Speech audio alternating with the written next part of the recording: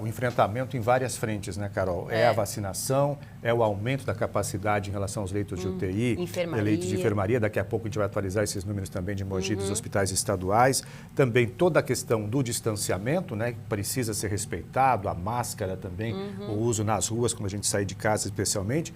E claro, tudo isso porque a gente chegou numa situação crítica nesse momento. Quase no limite, vamos dizer assim, exatamente, que nos fez aí ir para a fase vermelha já em Mogi das Cruzes, outras cidades do estado a partir de amanhã.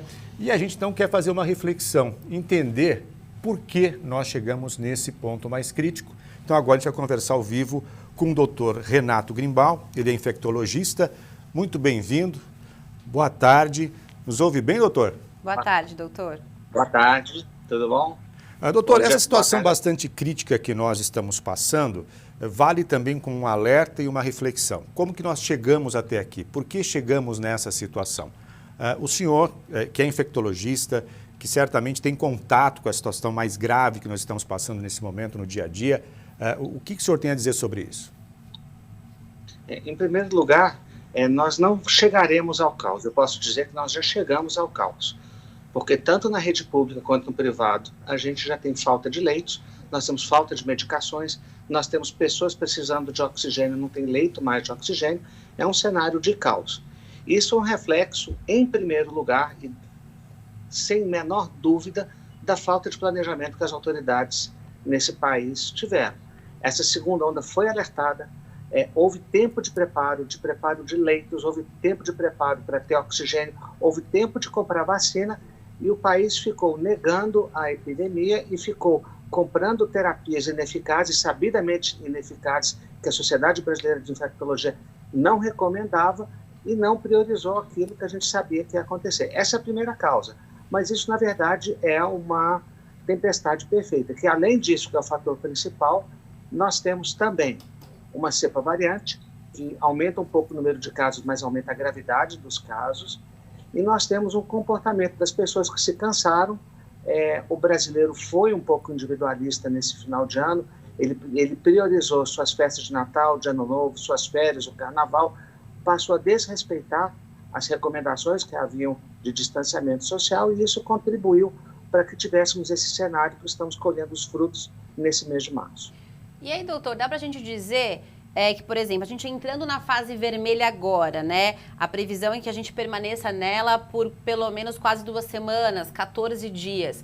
É um tempo suficiente para conter um pouco aí a transmissão e dar um respiro? Explica pra gente como que é a importância dessas 2 semanas de se tomar uma atitude agora para pensar lá na frente.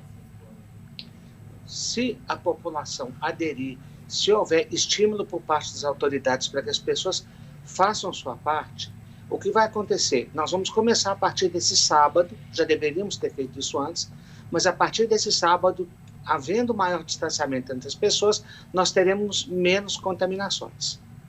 Se isso acontecer, isso já se mostrou como uma estratégia de sucesso em vários países, inclusive no Brasil, que a gente teve um abrandamento na primeira fase. O que vai acontecer? As pessoas que precisam de internação vão precisar daqui a 2 semanas. Se a gente conseguir diminuir o número de pressão de internação, ou seja, o número de pessoas que precisam de internar daqui a 2 semanas, nós poderemos avaliar daqui a 2 semanas se podemos já interromper essa atitude, que é uma atitude indesejável, que é uma atitude antipática, ou se nós teremos que manter isso mais um tempo. Agora, só poderemos saber da eficácia do que estamos fazendo hoje se fizermos bem feito daqui a 2 semanas. A gente mostrou no começo do jornal, doutor, toda a situação no transporte público. Mais cedo no Bom Dia São Paulo vimos situação semelhante também na capital. E já também a participação do secretário de Transportes dizendo que é a característica desse tipo de transporte de massa. O que o senhor tem a dizer a respeito dos cuidados no transporte, de como seria o ideal que ele acontecesse? Em primeiro lugar, é muito triste, e a epidemia está mostrando para isso, como o Brasil cuida pouco da sua população, como é um país desigual e que dá prioridade para quem tem acesso à educação, a dinheiro, a transporte. As pessoas que não têm transporte público convivem de uma forma que eu considero, no mínimo, imoral, mas de alto risco, não só para a Covid. Eu acredito que com esse fechamento da economia que nós teremos a partir do sábado, não teremos mais durante pelo menos 2 semanas, meios de transporte lotados, então teremos menor risco de transmissão. Mas dentro desse transporte a gente tem que procurar manter um distanciamento de 2 metros, usar máscaras e higienizar as mãos, de preferência até levar um frasquinho com álcool gel, para evitar que a gente leve as nossas mãos contaminadas aos olhos ou à boca. E doutor, e durante aí a vacinação, né? A gente tem mostrado também os postos cada vez mais cheios, não só aqui na nossa região, a capital também tem mostrado muitas vezes filas. Essas aglomerações nos postos, com os idosos principalmente, que estão indo se imunizar, pode ser perigosa? Se não houver o respeito ao distanciamento de 2 metros e se não houver o uso de máscaras, esse local é um local de contaminação e preocupa para valer. Então, a organização desses postos de vacinação também requer a organização da fila ou do acesso às pessoas a esse local. Se fizermos de forma desorganizada, que tem sido uma marca do Brasil nesses 12 meses de pandemia, nós aumentaremos a contaminação com certeza. Ainda em relação à vacinação, doutor, a gente tem vivido aqui uma situação de dificuldade em receber vacinas suficientes para aquele determinado grupo. Um grupo não termina e o outro já começa. Dificuldades para receber quantidade suficiente para garantir a segunda dose. E, ao mesmo tempo, um descompasso, nos parece, na comunicação entre Estado e municípios na hora do envio. Tudo isso, de que maneira o senhor acredita que impacta numa vacinação mais eficiente? O Brasil tem uma estrutura de vacinação antiga que aí vamos falar ao contrário. O Brasil pode funcionar, porque já funcionou muito bem nas suas campanhas de vacinação. O Brasil tem um corpo técnico de pessoas que conduziu campanhas a gotinha, a gente erradicou a poliomielite. Então a gente precisa reativar isso que ficou sucateado durante algum tempo. Essa desorganização ela vai impactar no sentido que dificultará o acesso, as pessoas ficarão muito tempo, irão se aglomerar, e de alguma forma nós teremos alguma dificuldade de vacinar todos dessa forma. Então a gente precisa de planejamento, precisa planejar quem vai se vacinar, der vacina com nome, já ter horários pré-definidos, ter uma comunicação efetiva entre as entidades para que as vacinas estejam disponíveis e o mais importante que eu espero que esteja se resolvendo, que é que o Brasil tenha vacinas, porque o Brasil não acreditou na vacina, o país não acreditou na vacina, agora está na hora de acreditar e de implementar.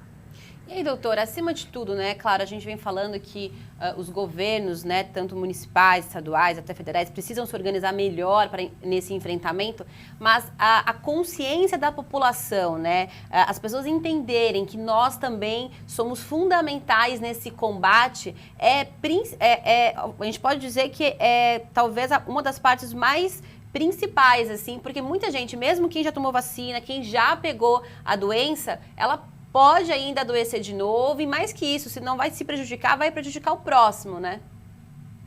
Isso, e a gente tem 2 coisas que são complicadas. Uma é que houve uma politização dessa discussão, essa discussão tem que ser eminentemente técnica, e as pessoas levaram isso para um lado político. Somos a favor da vacina, somos contra, a doença é um problema, não é um problema, o mundo é plano, não é plano. O Brasil polarizou de uma forma que não acho que seja uma coisa realmente boa para o país. A gente precisa ser uma nação unida e as pessoas precisam estar juntas. A segunda coisa que eu considero importante é que a gente mostrou um temperamento individualista nesse período. E, na verdade, nós estamos falando em saúde pública. Vamos supor que alguém tenha uma doença como tuberculose. Ela pode conviver enquanto está tossindo de uma forma aberta, sem máscara na comunidade? Ninguém aqui aceitaria. Posso dizer, doença sexualmente transmissível. A pessoa tem uma doença, ela pode fazer sexo sem preservativo, um sexo não permitido? Não pode. Todos nós ficamos revoltados com situações onde alguém sabe que tem uma doença e contamina outra. Aqui não é diferente.